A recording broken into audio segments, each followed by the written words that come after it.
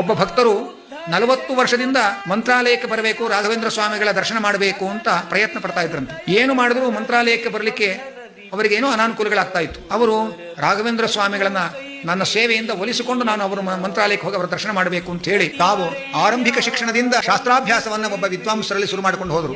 ಸುಮಾರು ವರ್ಷಗಳ ತನಕ ಶಾಸ್ತ್ರಾಭ್ಯಾಸವನ್ನು ಮಾಡಿ ರಾಘವೇಂದ್ರ ಗುರುಗಳ ಗ್ರಂಥಗಳನ್ನ ಅಭ್ಯಾಸ ಮಾಡಿ ಭಕ್ತಿಯಿಂದ ಪ್ರತಿನಿತ್ಯ ಒಂದೇ ಪ್ರಾರ್ಥನೆ, ಗುರುಗಳೇ ನಿಮ್ಮ ಸನ್ನಿಧಾನಕ್ಕೆ ಕರೆಸಿಕೊಳ್ಳಿ, ನಿಮ್ಮ ದರ್ಶನ ಕೊಡ್ರಿ ಅಂತ ಇಷ್ಟೇ ಪ್ರಾರ್ಥನೆ ಇಟ್ಟುಕೊಂಡು ನಿರಂತರವಾದ ಶಾಸ್ತ್ರಾಭ್ಯಾಸವನ್ನ ಅದನ್ನೇ ಸೇವೆಯನ್ನಾಗಿ ರಾಘವೇಂದ್ರ ಸ್ವಾಮಿಗಳಿಗೆ ಸಮರ್ಪಣೆ ಮಾಡ್ತಾ ಜೀವನವನ್ನು ಸಾರ್ಥಕ ಮಾಡಿಕೊಳ್ತಾ ಇದ್ರು. ಒಂದು ದಿವಸ ಸ್ವಪ್ನ ಬಂದು ಇದ್ದಕ್ಕಿದ್ದಂತೆ ಇವತ್ತೇ ಮಂತ್ರಾಲಯಕ್ಕೆ ಹೊರಡು ಹಾಗೆ ಅಂತ ಸೂಚನೆ ಕೊಟ್ಟ ಹಾಗಾಯ್ತಂತೆ.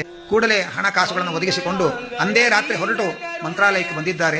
ತಮಗೆ ಸೂಚನೆ ಕೊಟ್ಟು ತಮ್ಮ ಸನ್ನಿಧಾನಕ್ಕೆ ಕರೆಸಿಕೊಂಡ 40 ವರ್ಷದ ಸಾಧನೆಯ ಫಲವಾಗಿ ಮಂತ್ರಾಲಯದಲ್ಲಿ ರಾಘವೇಂದ್ರ ಸ್ವಾಮಿಗಳ ದರ್ಶನ ಭಾಗ್ಯವನ್ನು ಪಡೆದ ಭಕ್ತರು ಆ ಬೃಂದಾವನಕ್ಕೆ ಪ್ರದಕ್ಷಿಣೆ ಬಂದು ಭಕ್ತಿ ಪರವಶರಾಗಿ ಕಣ್ಣು ಮುಚ್ಚಿ ಆನಂದ ಬಾಷ್ಪವನ್ನು ಸುರಿಸ್ತಾ ಕೈ ಮುಗಿದು ರಾಘವೇಂದ್ರ ಗುರುಗಳ ಮುಂದೆ ನಿಂತು ಪ್ರಾರ್ಥನೆ ಮಾಡಿ ಸ್ತೋತ್ರ ಮಾಡ್ತಾ ಇದ್ದಾಗ ಒಂದು ಕ್ಷಣ ಅವರಿಗೆ ಮೈ ರೋಮಾಂಚನವಾಗಿ ಆಯಿತು.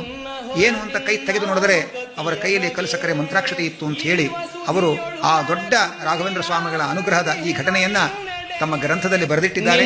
ಹೊರತಿನ್ನಾರು ಗತಿಯನಗೆ ಈ ವಸುಧಿಯೊಳು ನರ ಕುನ್ನಿನ ಬಂದಿಹೆನೋ ನಿನ್ನಡೆಗೆ ಗುರು ರಾಘವೇಂದ್ರ ಯತಿ ರಾಘವ